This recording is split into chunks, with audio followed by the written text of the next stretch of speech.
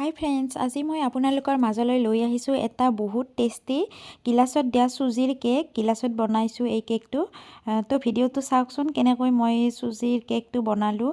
বহুত টেষ্টি হয় আৰু ঘৰত থকা বস্তুৰে অতি সহজতে বনাব পাৰি। তো বলক ৰেচিপিটো ষ্টাৰ্ট কৰোঁ আমি। ইয়াৰ কাৰণে লাগিব এয়া একাপ চুজি, এইটো কাপেৰে একাপ চুজি আৰু লাগিব একাপ গাখীৰ। এইখিনি ভালকৈ মিক্স কৰিব লাগিব।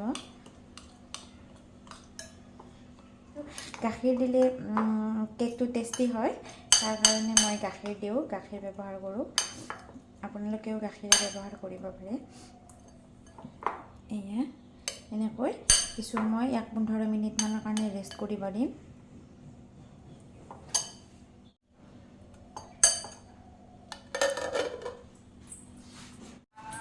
এইখিনি এতিয়া হৈ গ'ল। এয়া দেখিছেনে, ফুলি উঠিছে ধুনীয়াকৈ চুজিখিনি। ইয়াৰ ফলত বস্তুটো ধুনীয়া ফ্লাফি হৈ যাব, মানে বস্তুটো চফ্ট হ'ব কেকখন আৰু খাবলৈ সোৱাদ হ'ব। এতিয়া ইয়াত আমি দিম একাপ গুড়ি চেনি। যিহেতুকে এটা কাপেৰে আমি জোখটো লৈছিলোঁ, সেই কাপটোৰে একাপ গুড়ি চেনি দিম। এই কাপটোৰে মই একাপ গুড়ি চেনি লৈছোঁ। এয়া মই মিক্সিত মাৰি লৈছোঁ। ইয়াৰ লগত মই ইলাচি গুড়ি দি দিছোঁ।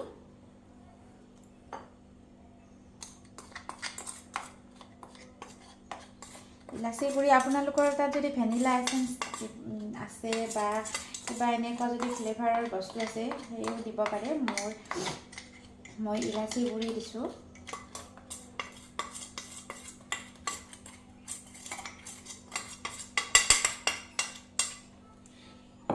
এইখিনি এতিয়া ধুনীয়াকৈ মিক্স কৰি ল'ম।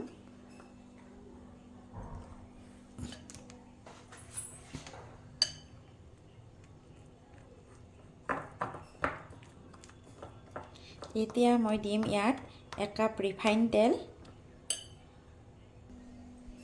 এয়া মই এই কাপটোৰ জোখাৰে একাপত অকণমান কম দিছোঁ, যিহেতুকে ৰিফাইন তেলটো মানে এটা হেল্ডি নহয় তাৰ কাৰণে, আৰু যিহেতুকে ইয়াত গাখীৰ দিয়া আছে আৰু কণী দিব লাগিব। এইখিনি ধুনীয়াকৈ এনেকৈ মিক্স কৰি ল'ম।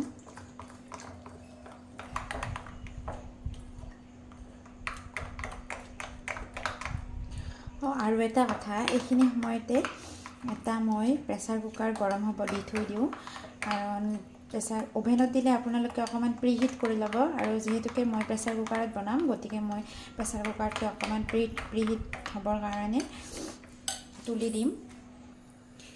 এয়া মই এটা 5 লিটাৰৰ প্ৰেছাৰ কুকাৰ এটা গেছত তুলি দিছোঁ।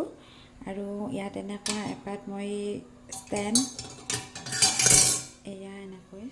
এপাত মই ভিতৰত সোমাই দিছোঁ।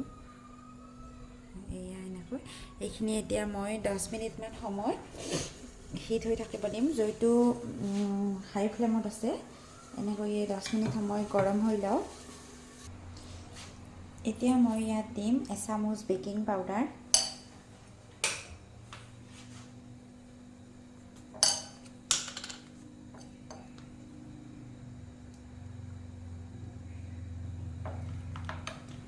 এচামুচ বেকিং পাউডাৰ আৰু দিম এটা কণী।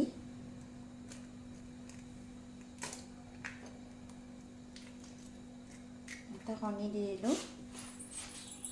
এতিয়া এইখিনি ভালকৈ ফেটি ল'ব লাগিব। আপোনালোকে যদি কণীটো এক্সট্ৰাকৈ ফেটি লৈ দি দিয়ে তেতিয়াও দিব পাৰে, মোৰ দিয়া নহ'ল।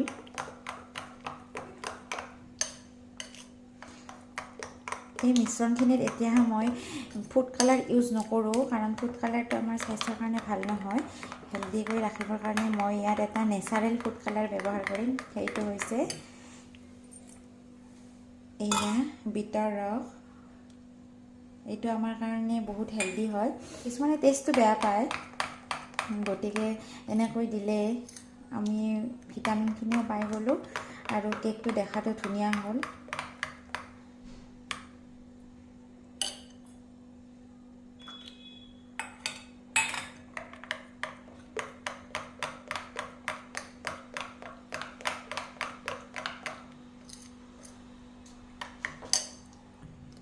ইয়াত দিম মই একদম এচিকুট নিমখ, তেতিয়া অকণমান সোৱাদটো বেলেঞ্চ হয়,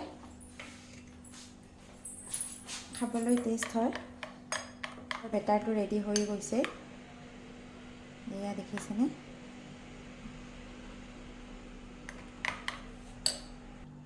এতিয়া মই কেকখিনি এয়া গিলাচত দি দিম। এতিয়া মই গিলাচত অকণমান ৰিফাইন তেল ঘঁহি ল'ম। ৰিফাইন তেল ঘঁহি ল'লে লাগি নধৰিব। এয়া এনেকৈ এপাত ব্ৰাছেৰে ধুনীয়াকৈ ৰিফাইনখিনি সানি ল'ম ওপৰলৈকে।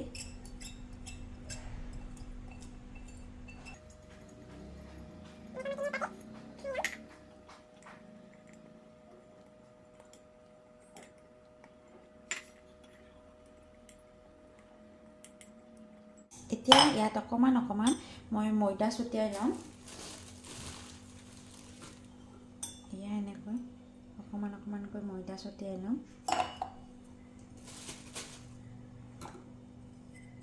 এনেকৈ ধুনীয়াকৈ ঘঁহি দিম। এতিয়া আপোনালোকৰ ওচৰত যদি বাটাৰ পেপাৰ থাকে তেন্তে বাটাৰ পেপাৰো দি দিব পাৰিব ধুনীয়াকৈ।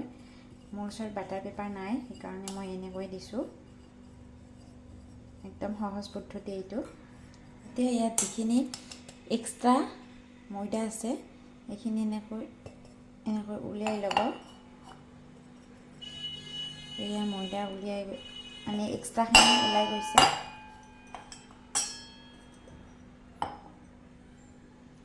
এতিয়া মই কেকৰ বেটাৰটো দি দিম। এতিয়া মই এইখিনি দি দিম, তিনিওটাতে সমানকৈ দি দিম।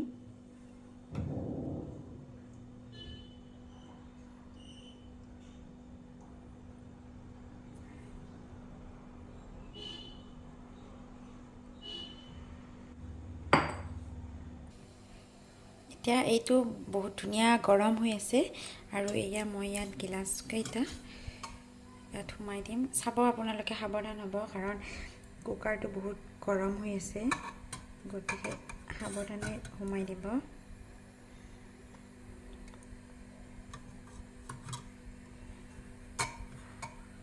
এয়া মই ধুনীয়াকৈ তিনিওটা দি দিলোঁ। এতিয়া মই ঢাকনিখনত এয়া হুইছেলটো ওলাই লৈছোঁ আৰু লাবাৰ বাটো উলিয়াই থৈছোঁ। এইখন এতিয়া মই ধুনীয়াকৈ মাৰি দিম। এতিয়া মই এইখন মাৰি দিলোঁ আৰু গেছৰ ফ্লেমটো একেবাৰে ধুনীয়াকৈ কমাই ৰাখিব। আৰু এনেকৈ মই আধা ঘণ্টা পিছত খুলি চাম। আধা ঘণ্টামানত হৈ যাব লাগে। আধা ঘণ্টা পিছত খুলি চাম আৰু আপোনালোককো দেখুৱাই। এয়া দেখিছে মোৰ কেককেইটা ৰেডি হৈ গৈছে। 30 মিনিট পিছত চাইছিলোঁ মই এবাৰ, তেতিয়া মানে অকণমান কেঁচা আছিলে। এয়া আপোনাৰ 45 মিনিটমান হৈছে। 45 মিনিটত কেক ৰেডি হৈ গৈছে। এতিয়া এইখিনি অকণমান ঠাণ্ডা হ'ব লাগিব। এইকেইটা এনেকৈ মই নমাই থৈ দিম। এতিয়া এইখিনি অকণমান ঠাণ্ডা হ'লে মই আপোনালোকক কাটি দেখুৱাম। এয়া দেখিছে কিমান ধুনীয়াকৈ ফুলি উঠিছে। এয়া ইমান ধুনীয়াকৈ ফুলি উঠিছে।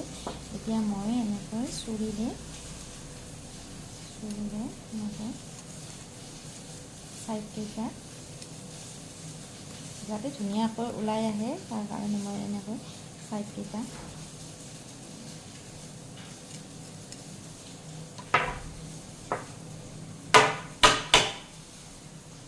এয়া এইটো ধুনীয়াকৈ ওলাই আহিছে।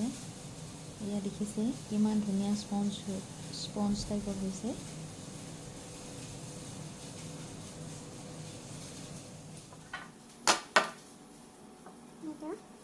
ইমান ধুনীয়া হৈছে।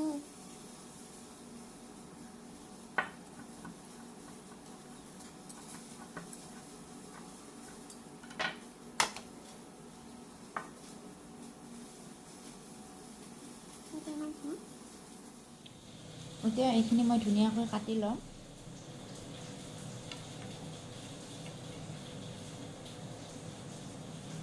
এয়া ভিতৰটো ধুনীয়াকৈ সিজি গৈছে। এয়া হৈ গ'ল কেকবিলাক, ধুনীয়াকৈ কাটি ল'লোঁ।